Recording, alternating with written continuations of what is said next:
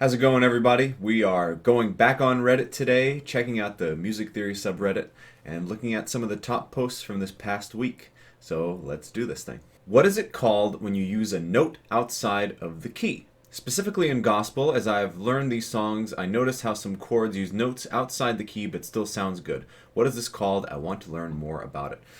Really simple. So there's basically things called diatonic and things that are called chromatic. So diatonic means around the tonic, and tonic means like a key area. So if you're in A major, all of your diatonic notes are going to be part of that A major scale.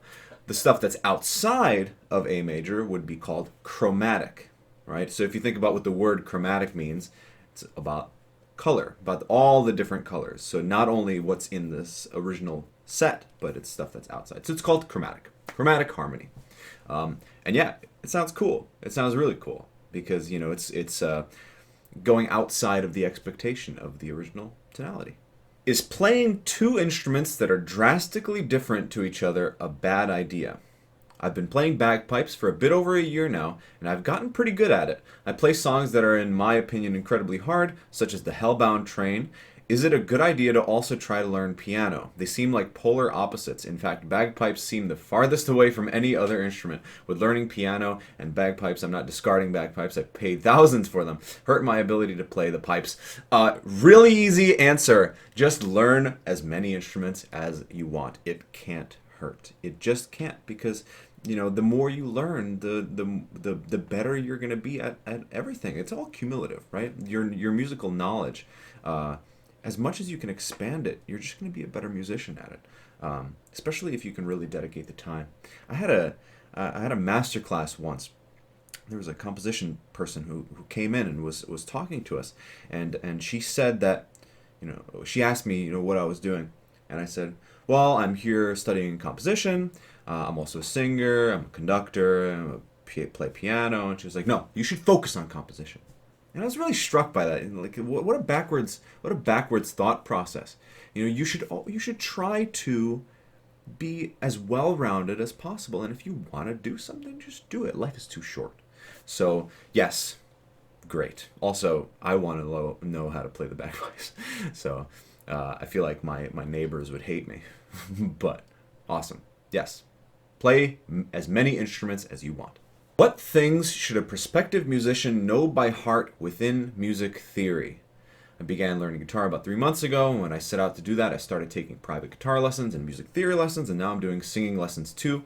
I've learned a decent bit about music theory, the fundamental stuff like the musical alphabet, how to construct the scales, names of the intervals, tones, semitones, makeup of intervals. Nashville number system. I don't know what that is. Nashville number system. I have to look that up. I'd like to know what kind of things I should know back to front. Like, I don't really have any of the scales memorized except for C major and A minor.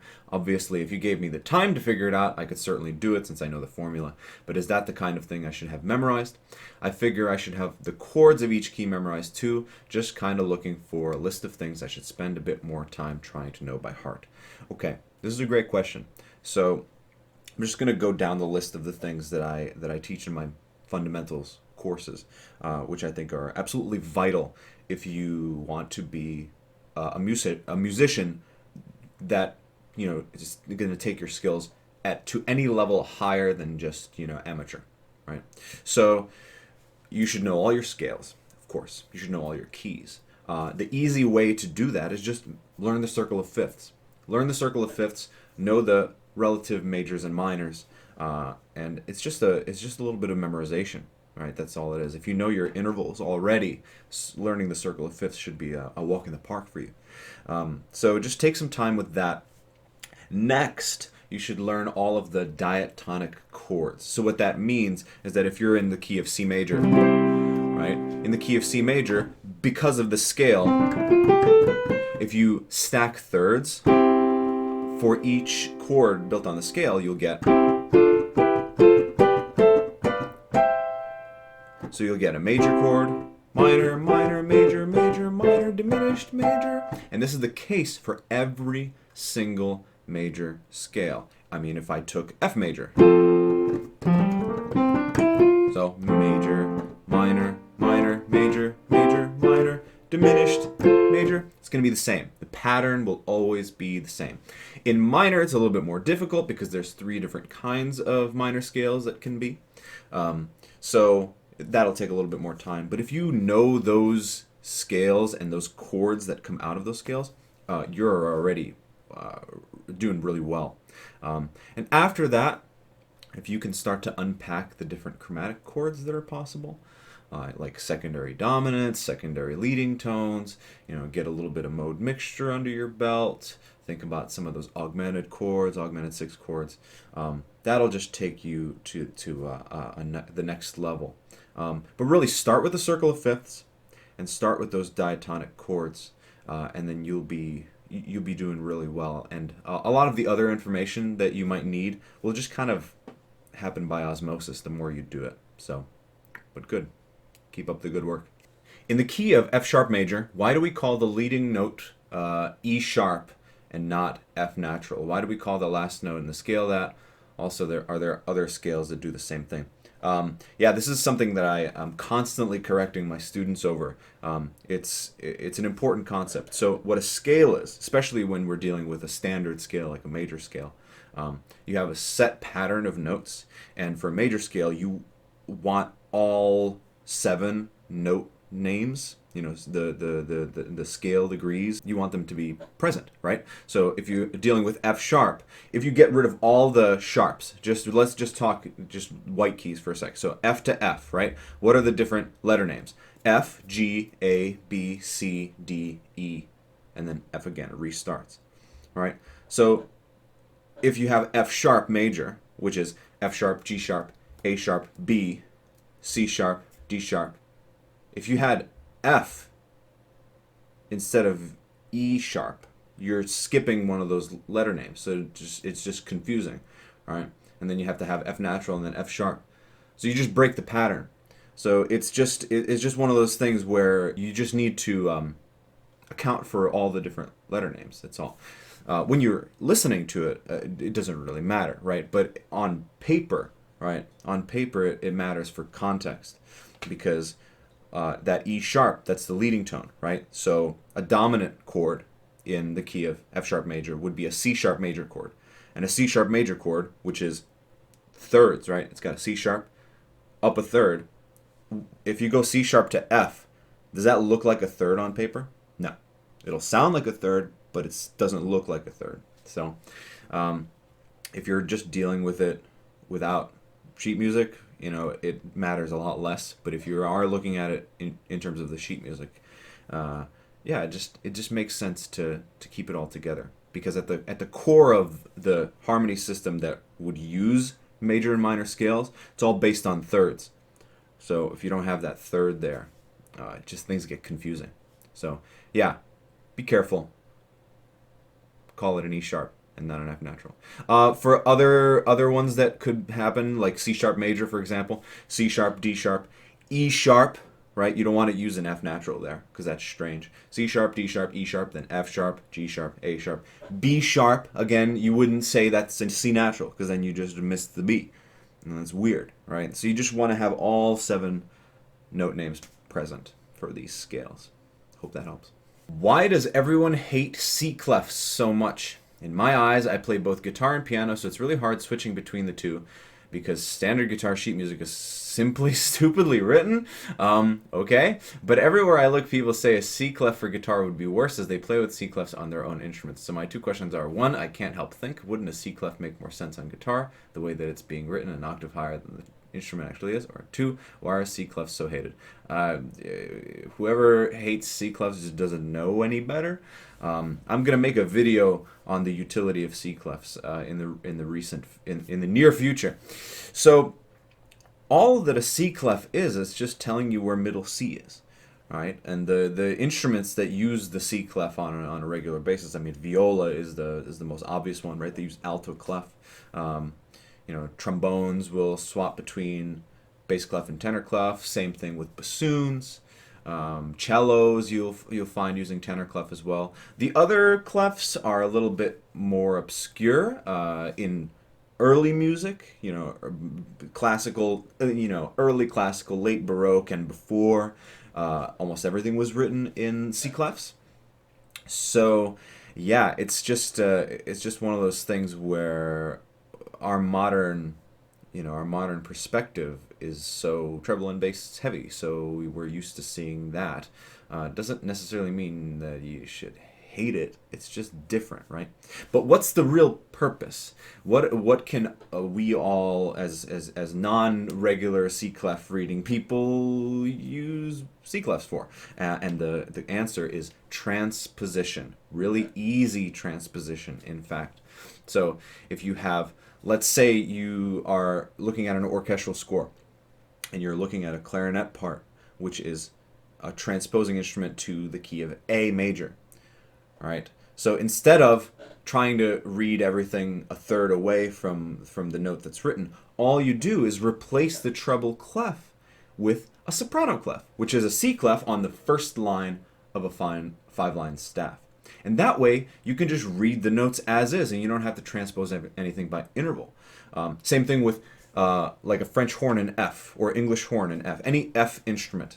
An F instrument, instead of reading something by a fourth or a fifth, you could just put a mezzo-soprano clef.